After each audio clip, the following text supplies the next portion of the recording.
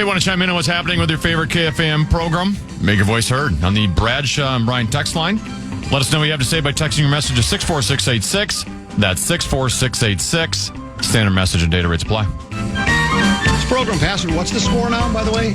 It's 44-15. Lil B and Marty Gellner. So, do we kill time here on the front side or the back side? Because I don't think we're going to get to 2:15 with the game.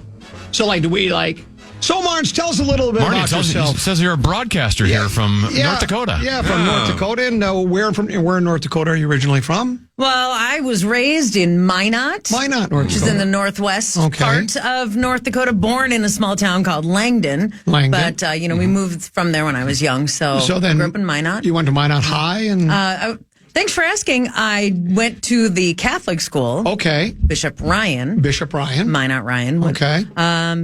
Graduated in 92 with honors. With honors. Were you a summa cum laude with distinction? Magna. Very good. Class president, student council, anything like that? Homecoming queen. None of that? None of those. Did you play sports? Of course I did. And so you played... basketball, volleyball, track, softball. Yep. Which one of those would you say you were most accomplished at?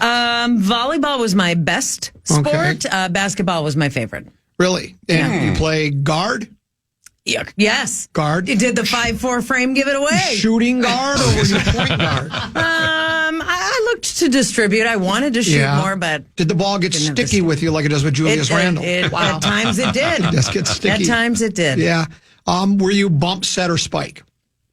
Those are the three positions. A little bit of everything right? At different times, but mostly set. Track, were you high jump? Blazing fast. You were fast, so you ran. You didn't do like hurdles or shot put. Shot put. Naturally. Yeah, right. Yeah. I'm trying to tweet out a photo of the game here. Did you do any relay? Like 4x800 or 4x... I've done them before. Yeah. It wasn't like a specialty, but I have passed a baton. In any of your sports, did you ever... In the race! What is... In any of the sports you played, did your team ever win a state championship? Did you get to state? No. I actually went last week on Friday, 1 week ago today. I went to the Fargo Dome and watched my nephew win a state football championship. He's a sophomore. Cool. He played special teams. He is the first of our family state champion. Bishop Ryan? I didn't even sniff that. No, he's West Fargo. How many kids were in your class? I mean, were you 54? Oh my goodness! And the high school, Minot High, was like 350. Right. So there's a 54, huge difference. You were 5'4". Anything else with the numbers 5 and 4? 5 members of my family, 4 of which I like. Wow! Very good. I don't know. I have 2 brothers. All right, I can get this all at happy hour. Can we play the game? Well, it's the way you guys are dominating us. If we don't do some Q&A, you're trying to slow us down. You were born in Glencoe, and you won back-to-back arm wrestling. Yes, the whole town knows. Could the two of you arm wrestle right now? No! I'd like to see it. I've been lifting. You don't want any part of that. Okay. Wow. Digital. Okay, here we go. Let's continue the program. Let us remind you, for those who think this game's over, back on October 8th of 2021, Common and Rosen trailed Marnie and Lil B 66-10. Never know how and came back and won 81-76. It ain't over till it's over. Okay. Yeah. Very, very good. As always, you can watch the second half on Program Password at KFAN.com/watch. Who has it this time? Marnie and Common are going to have this. It's Lil B and Marnie lead 44-15. Marnie and Common. Take a look at the iPad. The password is Globe. All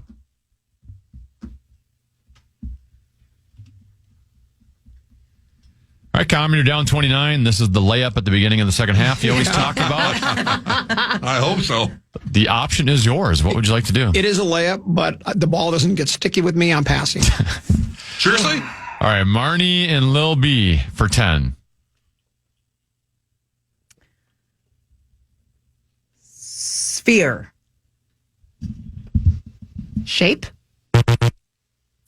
Common and Rosie for 9. Earth. Circle.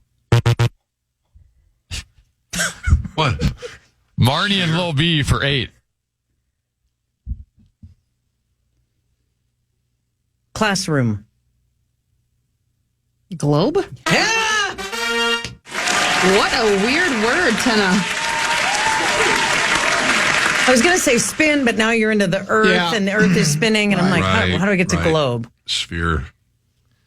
Well, you got to it on 8 points. You did. And you now lead 52 to 15. Excellent. The Let's go back to confidence Barbara and ask behind her. that. What was the date of your graduation at high school? What was your senior party like? Okay. Oh, wow. That was a laugh. Okay. I bet Marnes was like class president in high school. You seem like that kind of We asked personality. her that, and she said no. Oh. You weren't I was listening, you were voted- I wasn't really listening. I was just waiting to talk. I was voted 2 things in high school. most likely to succeed. Here we go. I was voted best athlete and Wow. class clown. Seriously? And Really? That's a Can good you see those combination. worlds Yes, absolutely. coming together?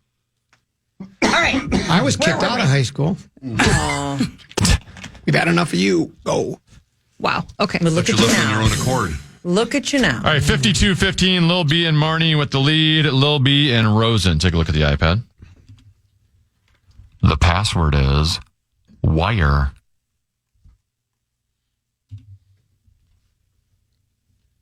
All right, Rosie. Down 37. Going to have the option for a while. I'll go first. Oh, jeez. Sound very confident. Rosie and Common for 10. Barbed. Wire. Good clue. You put the ED at the end. There's no mistaking Good it. job, Roser. No barb. Hello. Although you are. Never mind. Stop it. Rosie. You miss me. All right, we're back. 52-25, Lil B and Marnie with the lead. Marnie and Common. Take a look at the iPad. The password is drop.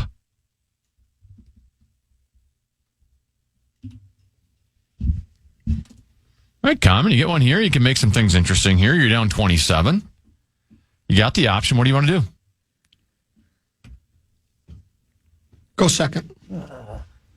All right, Marnie and Lil B for 10. Cough. Cold. Common and Rosie for 9. Lozenge.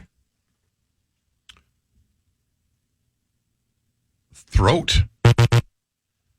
Marnie and Lil B for 8. I don't know. Ludens. Oh. Drop? Yeah. Got it there. Say drip. Drop. A cough lozenge would be a drop. Yeah. A drip dropped. That's what I thought. Okay. All right. It was the way I said it. Cough. Oh, I thought you were And then I went, singing, but also and then I cawing went like a bird. lozenge. I know. Brilliant. Lil B and Marnie, you're at 60. You are 20 points away from victory. Common and Rosie, you got a lot more to go. You're at 25. Thank you. Lil B and Rosen. iPads, please. The password is escape.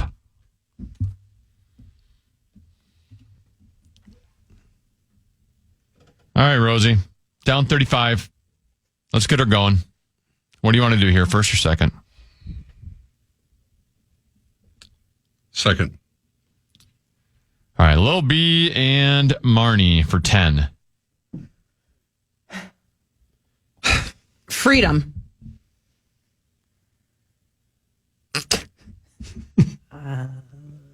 Equality. Rosie and I Common like that. I was going to say the same. for 9. Run. March. Lil B and Marnie for 8. Jail. Escape! Yes! Woo! Sorry. I thought of freedom march because you said run, so I thought of march, a freedom march. No, that's understood. Yeah. But it was wrong. It was escape. It was. Very wrong. Rules. Yes. Said freedom, and Marnie saluted me. Yeah, she did. Did she? No, she was answering it. so She was she's answering. Yeah, that was. She after was the going fact. patriotic. All right. Not And I challenged. realized I could have made a giant mistake. Yeah, can't challenge that. All right, Lil B and Marnie, you are 11 away. Zach my Halverson, go ahead and tweet us. You guys have 69 points. Common and Rosen are at 25. Man. Marnie and Common. Take a look at the iPad. The password is disc.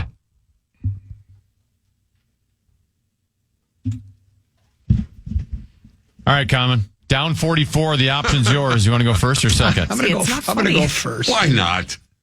Common and Rosie for 10. Slipped. Fell. Lil B and Marnie for 9. Compact. Disc. Oh, man. That's a tough one for one. Slipped. Oh, disc. man. Like a slip disc. Yeah, well. It didn't matter anymore. Okay. No, it doesn't 25, matter. they were at 69. I know it. It's wasn't over, gonna Johnny. Okay. Well, there A little effort. It's over. It's not over. So, do you remember the day you were born? Oh, my God. Do you remember the exact moment when you opened your eyes? No. Okay. Just thought I'd ask. Well, All right. All right, I was one off on the score last time. It's 77 to 25 now. Oh, that's... Did your family use like Pampers, or did they get real diapers that they would send to the laundry? we didn't have a lot of money. In fact, when I was born, my address on my birth certificate is in a trailer court. Really? Yeah. Yeah. I've lived in a trailer court before. Yeah. I don't want to brag, but my parents were the managers of the trailer court for a while. now there you go. We not only lived there, Management. but yeah. So I don't know. I don't know what kind of diapers. Not cloth. We're not. I mean, Right. they were not environmentalists at the time, At the time. or now. Here's where we're at. Yeah, we know where we're at. Lil B and Marnie, you have 77. Any correct answer, my God. and you are victorious. Common and Rosie, you are 55 away from nothing. winning. Time to go on a run. Time to get in the road I zone. hope the clue is Beckham again. Beckham. Lil B and Rosen, take a look at the iPad. The password is skill. I miss the days of Rooster Cogburn. I don't know what Rooster Cogburn is. Don't you remember that clue that we had? That was the time we came back and Yes, killed you guys. yes. It was so good. Well, we didn't kill that you. a We just person? came back. Yeah, it was an actor. It was an old movie that nobody would know but two boomers. Okay. John Wayne played a character called Rooster Cogburn, and the word was rooster, and I said Cogburn, and he said rooster right away. You guys looked at me like, what? I miss never those heard that. days. All right, Rosie, if you remember the word, I think I do. you are down 52 points. Oh, what you the have hell? the option. Let's go first. Okay, here we just go. going what the hell is usually never a great strategy. No, but go ahead. I like it. He's swinging. Rosen Gotta swing for the and fences. Common for 10. Expertise.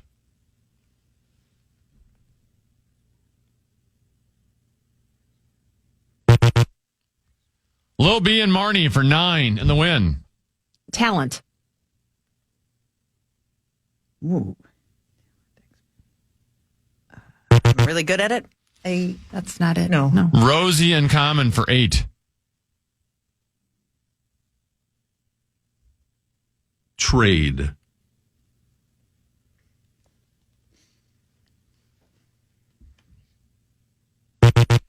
I know what the word is, and I can't think of it. You know, ever have one of those where I know where you're getting at, and I'm just too stupid? Lil B and Marnie for 7 and the win. Specialty. Skill. Got it. Yeah. They win. See? Yeah.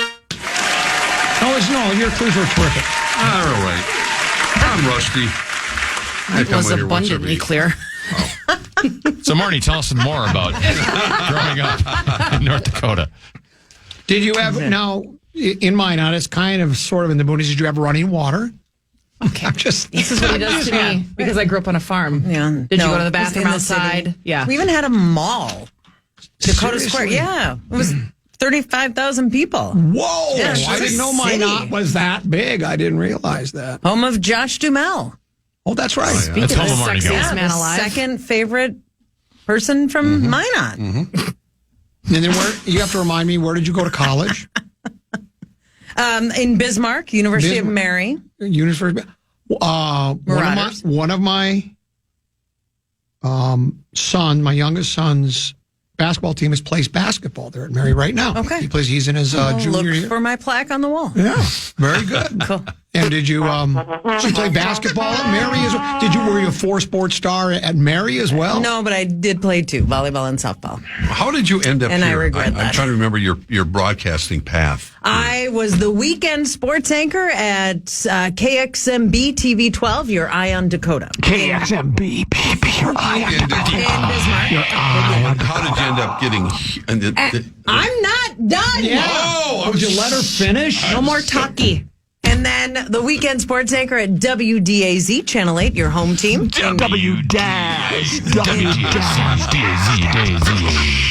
In Grand Forks, thank you. Making 12 grand a year. North Dakota. Metallica. And then made the leap for 3 years to Madison, Wisconsin. WISC TV, that's a good informed, station. involved, in touch. Wow. Involved in touch. You'd have to be. Triple I. WISC. Madison. All about Madison. We're mad about We're Madison. informed in Madison. And whilst there, the Fox Sports Wisconsin was doing Badger volleyball games and didn't have an analyst for a couple of games. Craig Kashan, who still works there and does Brewers and Bucks games, called me because he knew I played college volleyball, and he was like, I need an analyst. I worked a couple of games, got the connection. Then they called and asked if I was interested in this position.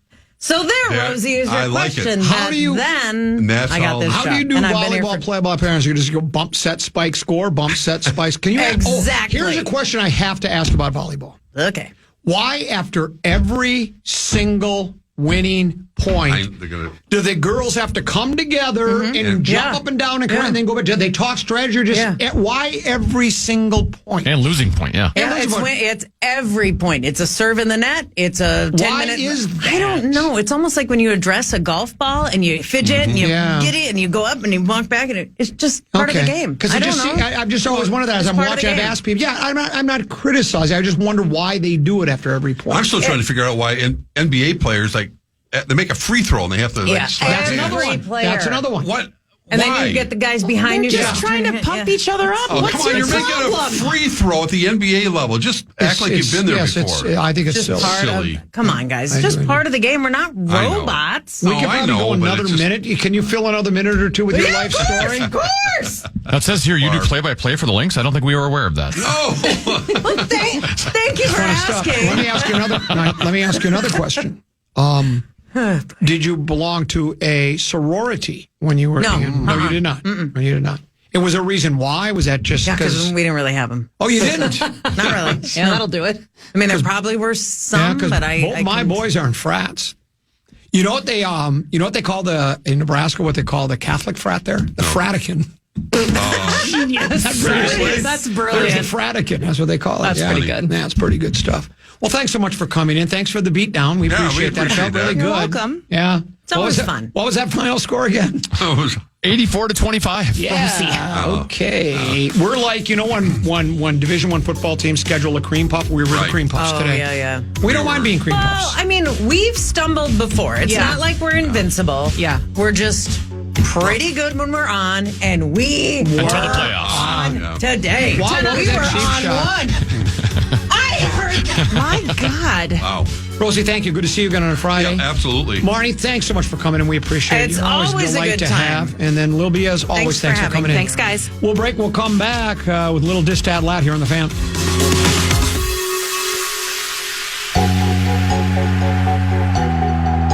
Incredible. I won Short Dark Storm Memorial. It actually came in on the KFAN Bradshaw and Bryan text line yesterday, and I took a picture of it because I don't know how to save. I guess I could scroll back and put it to the very top, but then it just gets in the way. Our wonderful pup Bella had to be put down after a quick decline after deer camp this past weekend. She always loved a good stomach scratch and seemed like she was too smart to fetch a ball. She loved sunbathing in Minnesota summers and was never afraid to cause a little trouble with the neighbor bunny. Hopefully Dark can toss her a couple of table scraps for us. Thanks for all the great years, Belle. So there you go. Another one of man's best friends goes to the great beyond. And there's your the Dark Star Memorial for the day. Next segment is is Kara still here? Or did she leave? She's not in here in the studio. Because we were going to do a I had a great idea for digital. Someone can take a picture of me and we can post it on our platforms of me doing the, we have the Victory Formation Hour. Yeah. So I'll just kneel down on the microphone, like, because I do this, the kneel down and talk into the microphone. We can put that up so people can actually see how the Victory Formation Hour I thought you wanted works. to do like a photo shoot of sexiest radio host alive. That wouldn't be me. That's for sure. I wanted to ask you, well, first, I want to talk about the Thursday nighter. I probably owe an apology segment to Paul Allen. He told me in the studio, he said, Yeah. Detroit will lose to the Colts and the Browns will beat the Steelers. And I mocked him on the air, particularly on the Browns-Steelers ones. Deuce, of course, took the Steelers. He said they were going to beat down on the Browns in spread swing. So he'll lose again. I said last night on social media the Steelers got deuced. When Deuce picks your team to win, you're done. What, it started out, was it rain, then freezing rain, then it turned into snow. So we had a little bit of a snow bowl last night. Did you watch any? You were watching. I was watching the Wild game. I did watch. I think it was between the second and third intermission of the Wild game that I tuned into the end of Steelers Browns. So I saw like the last 4 or 5 minutes of the game. Yeah. But it was definitely snow globe-esque. Yeah. It's hard to see the numbers on the field. National Football League's hard to figure out, Tim. I mean, just when you think you got a handle on a team and you think they're really, because, I think I made the statement, I'd watch out for the Steelers club. They could be a dark horse when it comes to the AFC playoffs, and they still could. One game is not, especially in the NFL. I mean, they're all important this time of year, regardless of what night you play them. But they're still in a good spot. Are they 8-3 or 8-4? I think they're 8-3, if I'm not mistaken. So they're still in a very comfortable spot. But that's a game you feel like. I mean, the Browns went into the game with 2 wins, I think. The Steelers are 8-3. Yeah, and the Browns now I think go to 3-8, I think, or something. There's something like that. But I got to admit, I didn't see it coming, so I passed on that, and I passed on the Wild and the Wolves too. I'll tell you with the Browns, because I had picked them in spread swing the week before against New Orleans. Like they can have a very good defense, which can keep you in a lot of games. I don't know what happened in New Orleans for that team. But the fact that defensively they showed up against a Pittsburgh offense that's pretty mediocre, you're at home, it's the whole division rival, so you kind of know that team better than most. That's not surprising. I guess, to me, the story, though, is that team appears to love Jameis Winston. Jameis Winston had a touchdown run where it was basically like John Elway against the Packers in the Super Bowl. Remember when he dove for the first down and kind of did the helicopter spin? Yes. Not quite to that amount, but he dove into the end zone for a touchdown. And to see all the offensive linemen just run to him and see how excited and pumped up they were for him, I think Winston, he's an interesting guy, but I do think that team is playing for him.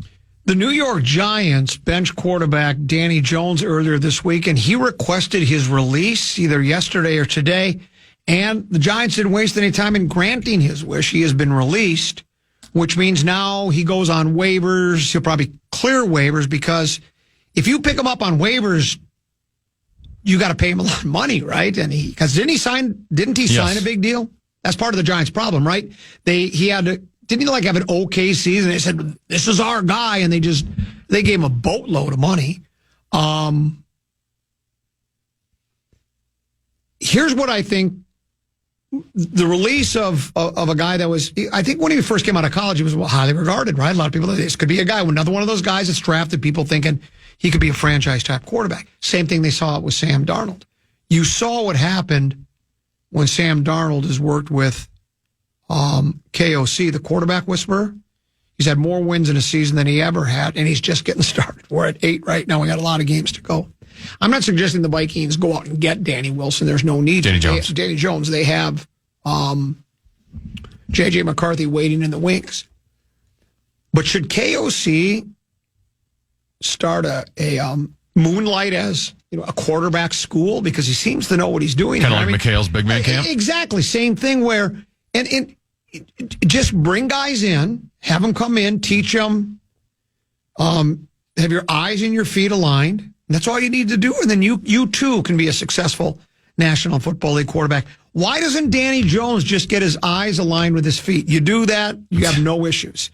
Apparently they don't teach it that way in New York. But now, I'm not going to act like I understand the financial aspect of I think if you have to pay him his salary, I don't think many teams are going to be paying him. But I thought I saw a note that there will be a compensatory pick tied to him. Okay. So when he's a free agent this offseason, like backup quarterbacks still can make decent money, right? Like he's going to get a backup job somewhere. He might get one of those jobs where you're competing with a guy who's drafted in the top 5 of the draft, right? Like what Darnold's doing right now. Like he might be in that situation next year. He could be a $7, $8, $9, $10 million guy next year. And those are still worthy of like decent compensatory picks. So like I said, I don't know what the financial situation is this year, but you could pick him up, have him as your backup quarterback, and he'd obviously be a better backup quarterback than Mullins. Well, this says... And you'd get a compensatory pick when you sign somewhere else in the offseason. Well, this says Jones will head to waivers, but it remains unlikely he'll be claimed because of the 4-year, $160 million contract he signed in March of 2023. So it sounds to me that financially it would not be beneficial for a team like you. I don't know the finances But either. after he goes through waivers and no one picks him up, then he becomes a free agent, right? And then wouldn't that change the financial aspect of it? I don't know.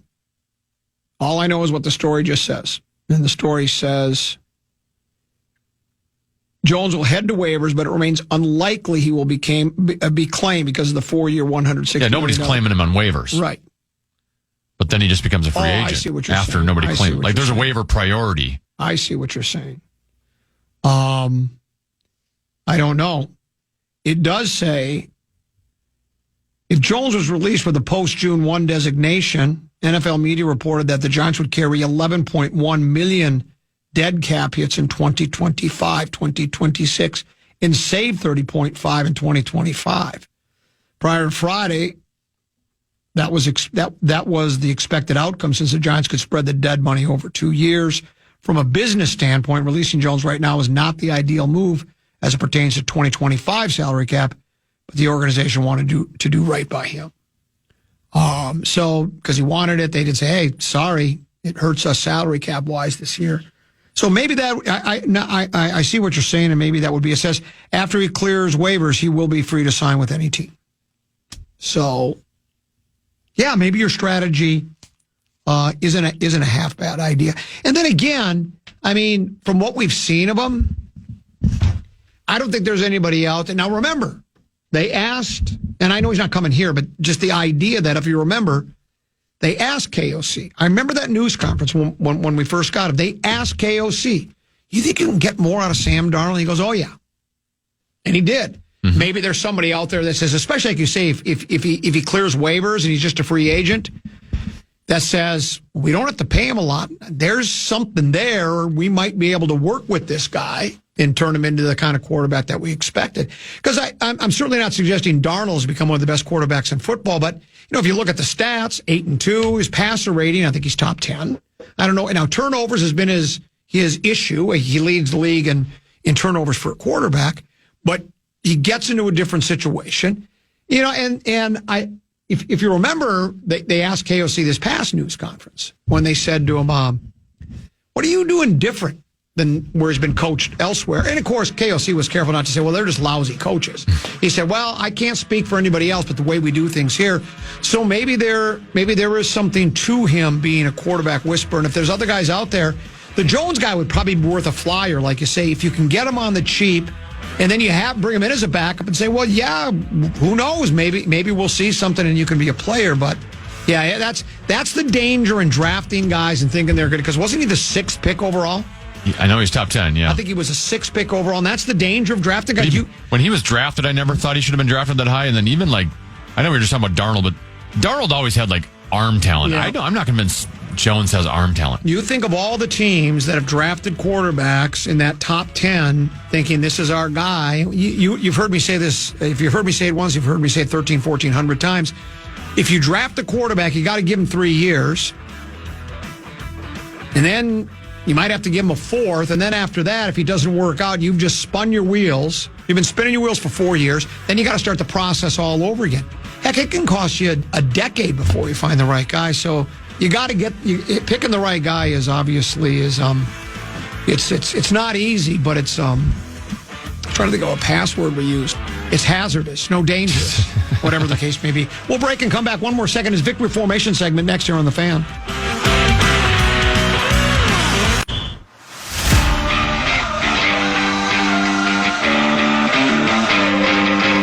Tune in to Wild Wednesday each week for your chance to win tickets to see your Minnesota Wild in an upcoming game.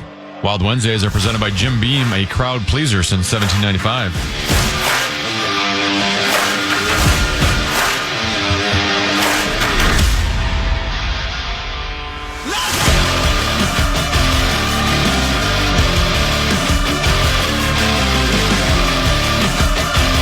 Double 13-14 pass common man program. We call this the Victory Formation segment. It's been another winning week for us.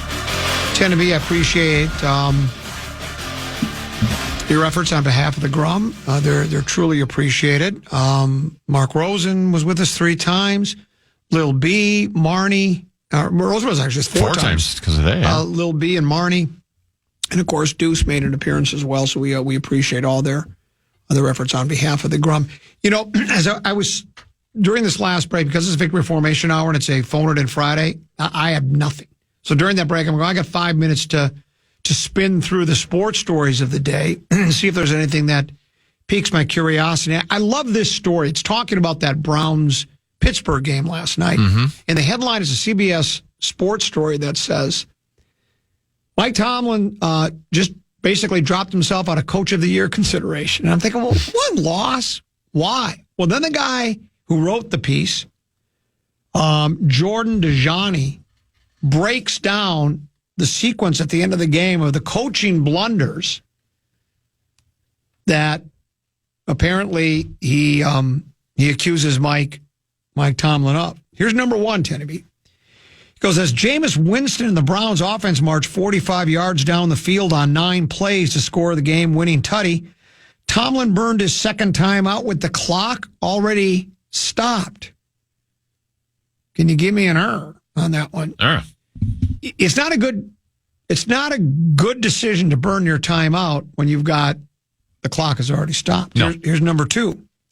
On the prior play, Browns offensive lineman Ethan Posick was called for illegal touching when it looked more like intentional grounding. Tomlin had the chance to accept the penalty, pushing the Browns back to 3rd and 7, or decline it and force the Browns' hand at 4th and 2. Cleveland was at Pittsburgh's 25-yard line, so the Browns may have kicked a field goal to acquire a 2-point lead. Tomlin ended up accepting the penalty, and Winston hit Jerry Jeudy with a 15-yard gain on the next play. Now, I was watching that part live. Okay. Initially, he didn't accept it, and then there was like a long conversation, and he did accept the penalty. Now, when he originally hadn't accepted the penalty and it was listed as 4th and 2 on the screen, Cleveland still had their offense out there. And I think because of the conditions, I don't think they were too interested in kicking a field goal. So I think they were going for it anyway. So I actually think that was the right call. I believe they ended up calling the timeout right after that. But maybe that order screwed up. No, I think that's exactly because it's on the prior play. Yeah. Okay, so you disagree with DeJohnny's I don't think they were kicking the field goal. I mean, you could argue you'd rather have them do a 4th and 2 than 3rd and 7. Yeah. But to have them push back 5 yards, and even more so because of the conditions, any like mid-range field goal was no longer a gimme. Yes. So anytime you can push them back 5 yards, because it was like a 1-point game at the time. So you think he's still, at this point, he's still in Coach of the Year running. Let's see what you think now.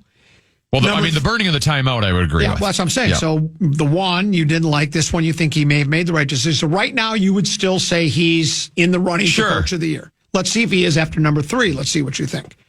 This is a tough decision for any coach with a great defense to make. But on 1st and goal from the 9, the Steelers should have let Nick Chubb score. They didn't and instead allowed the Browns to run more clock. Do you agree with that? Should they have let Nick, or do you think Nick Chubb is smart enough to go down too? See, a lot of times guys know that's coming nowadays. They go, oh, wait a minute now. No. You know, I do think a lot of your traditional strategy gets altered or gets thrown out the window a little bit just based off the conditions. Yes. So like if that was in a dome where it's 70 degrees and conditions are perfect, I would let them try to score there. Yeah. Because otherwise they're just going to kneel down and kick a chip shot field goal. Right. Here, because of the weather conditions. because your footing is not great as a kicker. So even though that was like a 25-yard kick at the time, which is probably still going to be made, but because of the footing is going to be bad, you could have a bad snap in those conditions. I still would have probably tried to make the stop. Here's number 4. Since Tomlin wasted his second timeout minutes earlier when the clock was already stopped and wanted to keep his final timeout for a potential game-winning drive, the Browns ran the clock down to from 1:43 to 57 seconds after the defense made the wrong decision, tackling Chubb on 1st and goal. You can make the argument Tomlin should have called his final timeout here. I like the way you're seeing this game, Tom. I don't think it's so cut and dry that Mike Tomlin is suddenly some kind of a dunce now and should be taken out of Coach of the Year. Probably should have called the timeout there, but he probably should have called the timeout there. I just got another text message here, Teneby. And this is spot on. Absolutely right. This is at our Bradshaw and Bryan KFAN text line. It says, why don't you thank the boys from the Gopher Show on Tuesday? And we do thank the folks from the Gopher Show. More than the aforementioned people. No offense to Rosen, Deuce, Marnie, Lil B. We appreciate their efforts. But when you can have somebody kill an entire hour and you don't have to be there, we absolutely appreciate the efforts of PJ Fleck, Mike Grimm, and Justin Gard. You and I have always thought so highly of that show that we thought this should be a year-round thing. Yes. I mean, even during the summer, we should be talking spring game. We should be talking all the different moves. During the baseball season, John Anderson show. John Anderson show, yeah. How about wrestling? Who's the coach of the wrestling squad? I mean, we could go on and on and on. Golf show. Yep. Track and field. Pickleball. Do they have a sanctioned team at the University of Minnesota? We certainly do that as well. I'm not making this up, Teneby. 2 texts back to back. Bomb, could we please hear Tough Guy Town again? There are people that want to. If you want to play it going into the end of the show, we could. Well, I think we should. I mean, I think other shows have been known to repeat. I mean, I repeat material all the time, but they've repeated interviews or segments of shows. So I think we should. Teneby put a terrific.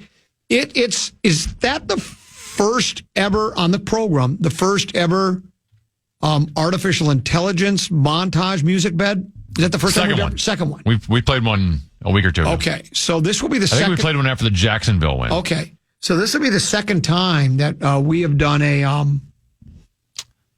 I think that one was in reaction to the game, so that one had highlights. This one was previewing. This is previewing. So this is the first montage preview of Vikings game with AI generated music. And Teneby, all you said was record a song about Chicago being a tough guy town. That was the only thing you gave him. And when I said the title of the song was Tough Guy Town, it's about the city of Chicago being a tough guy town. And it all comes from when Mike Tice was the coach of the Vikings. How long ago was that now? Mid-2000s? Early mid-2000s, yeah. Tice was one of the very best. I know we've recanted this tale before, but I think it's worth repeating. He just, during one of his news conferences, they were going to play Chicago. So it was a lead up to it. It was like the Wednesday one. And he goes, Chicago's a tough guy town. And I just found it hilarious. He used to come in for a coach's show on Wednesdays with big ticket, 6 to 7 o'clock at night. And Davy Joe Simser was the producer at the time. And we asked Tice, would you do us a big favor? What's that? Could you say the name of every single NFL town and say Tampa Bay is a tough guy town, Los Angeles is a tough guy town, Detroit? Because we were going to play it for every game. He agreed to do it. How many other coaches would agree with that? How many would go, it's funny, but no thanks. He did it. The only issue was we had 2 microphones in the studio, and then we had the wrong microphone on. So it was the one that was across the room. So instead of Detroit's a tough guy town, it was Detroit's a tough guy town. So it didn't work. You've got to be kidding me. He also, and Ted, you and I just get a kick out of this. The Vikings, that was the year they went 8-8 and beat Green Bay. That was the mooning game, wasn't it? Wasn't Moss mooning the crowd the year we went 8-8 and upset Green Bay on the road? So we moved to the second round of the playoffs. We're in the divisional round. We had the last game of the weekend. It was the Sunday game, the 3 o'clock game, right? So everybody else in the division, 3 other teams had been eliminated in the divisional round already.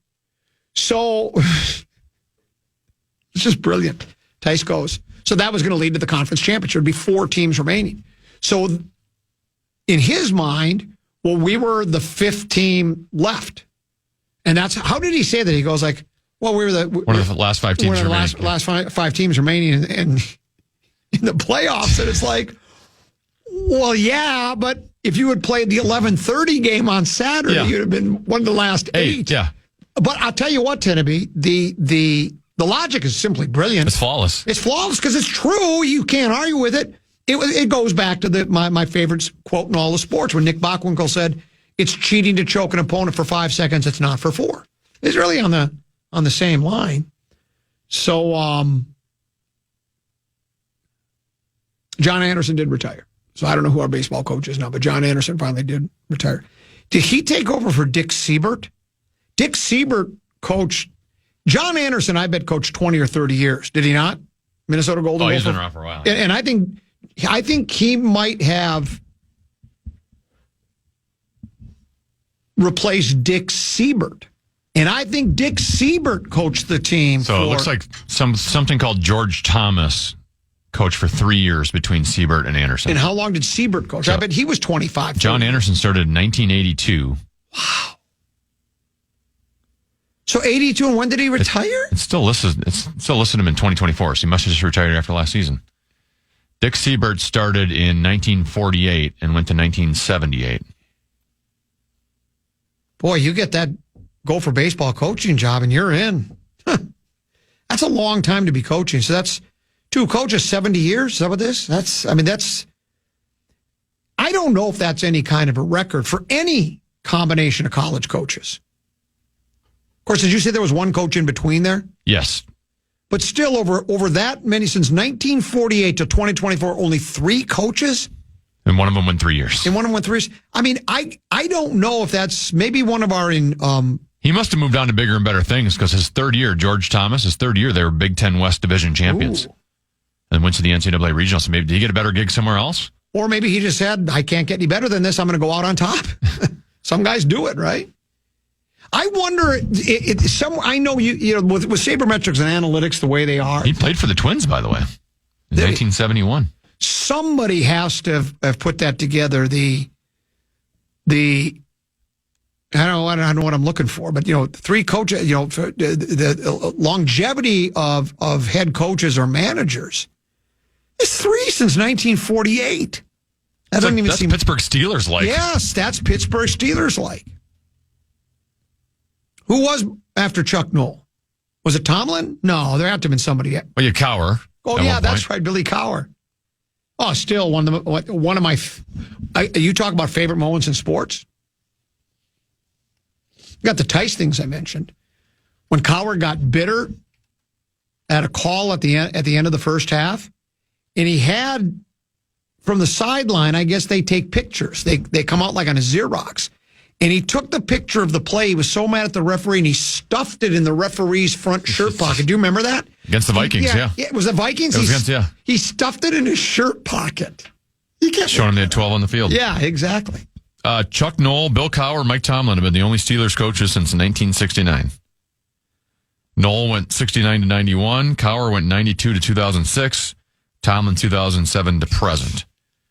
Which these days, I mean, the 14-year run for Cowher, that's a long run in today's. And then now Tomlin's gone, 17 years? They've blown up the entire CBS panel, haven't they? Other than Coach Cowher. They call him Coach. It's Cowher. And then who's the other guy that's been there for a few years? He's a former Lions receiver, isn't he? Or Burleson. Is Phil Simms and Boomer Esiason still there? I think they're both gone. But I don't remember. We did the montage in 50 seconds, by the way. I don't remember it being announced. And it doesn't seem like it was done with a lot of fanfare. Nevertheless, congratulations to Dick Siebert and John Anderson. Let's go ahead and do it. Tenneby, it's thanks for having me. Hey, great job. You as well. We're going to now turn it over to, we're going to replay our Vikings montage for the Vikings-Bears game. AI, Chicago, is a tough guy town.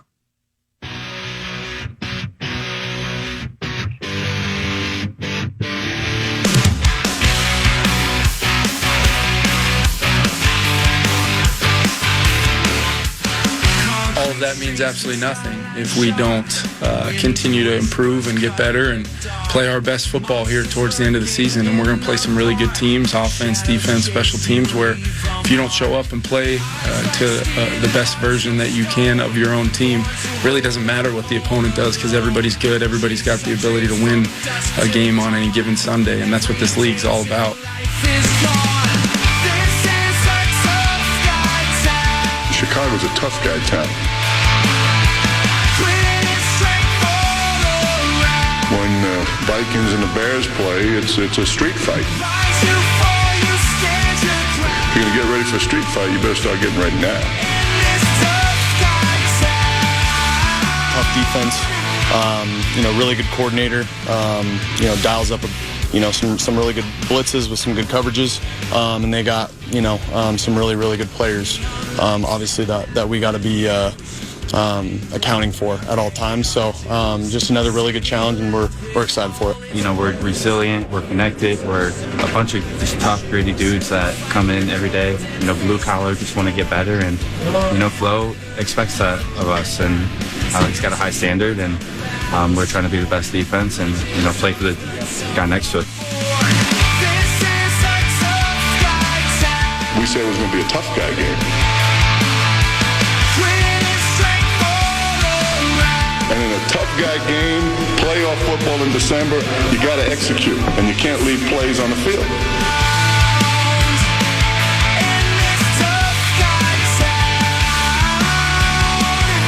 Well, I've always had a ton of fun playing this game. Obviously, just playing with this team, playing with the guys in that locker room, the coaches that we got, and it's a special place to be in. I'm excited to be here. Every game is big in my mind, regardless of when we play it. Monday night, Sunday night, Thursday night, Tuesday night. Every game is big, and especially where we're at right now. From here on out, every game is a big game. So that's the way we approach it. Week in and week out is a big game. That's it. It's all the marbles. I'm sitting in the house, I'm loading up the pump, I'm loading up the Uzi. I got a couple of M16s, a couple 9s. I got a couple joints with some silencers on them. I'm just loading up clips, a couple grenades. Got a missile launcher with a couple, missiles. I'm ready for war.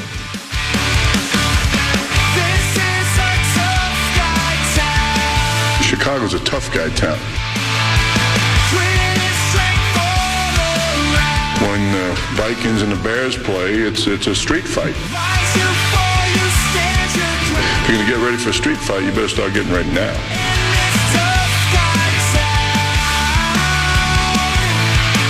Darnold back to pass, hit as he throws. Finds Addison over the middle. 25-20, near side 10-5, touchdown!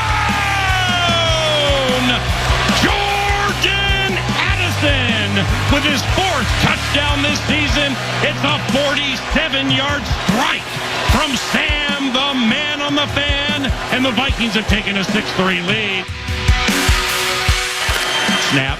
Sam rolls out to the right. Throws to Akers, caught at the 2, into the end zone. Touchdown! Cam Akers with his first touchdown for the Vikings this year has catapulted the lead to 22-10. I try to fight fire with fire, Super Bowl, homeboy. This is a tough guy town. Chicago's a tough guy town. When the Vikings and the Bears play, it's a street fight. If you're going to get ready for a street fight, you better start getting ready now.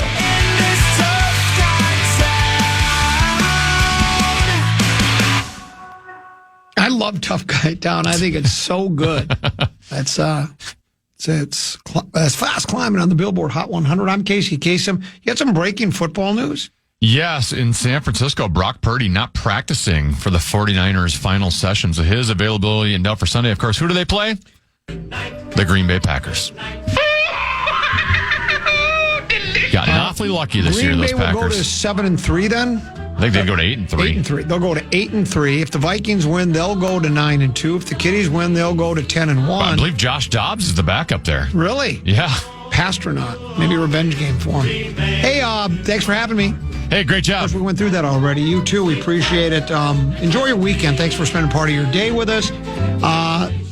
Stay right where you are. Don't touch that dial. Big Ticket, JG, they're next, right? Here on the Fan. I'm a fraud. Yes.